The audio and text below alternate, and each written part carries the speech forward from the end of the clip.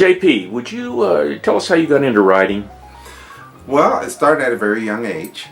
When I was first heavily involved in church, I loved to do church plays. So I wrote scripts for the church plays for holidays, Christmas, Easter, things like that.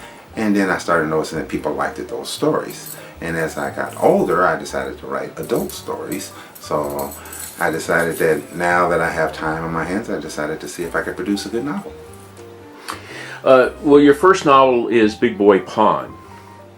And that's the only novel you have at the moment, isn't it? Yes, it is the first novel that I've produced. But Solomon Black, the main character, do you see yourself as Solomon Black?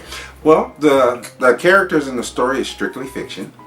But where I got my inspiration for the character is that I used to work in corporate America, and I got to watch young men, me being myself as one, but over time I watched many men come and women come and go, and the struggles they made as they tried to make their mark in corporate America, and the stress that they put on their families. Tell me just a bit about the book, the plot.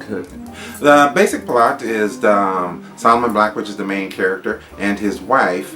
As he goes through corporate America trying to climb the walls, she supports him, and the trials and tribulations. A lot of it has to do with the, I call it the guilt of success and what that do to people's marriages, because they both grow in different directions, and the story really brings that out in a more thriller type of a role.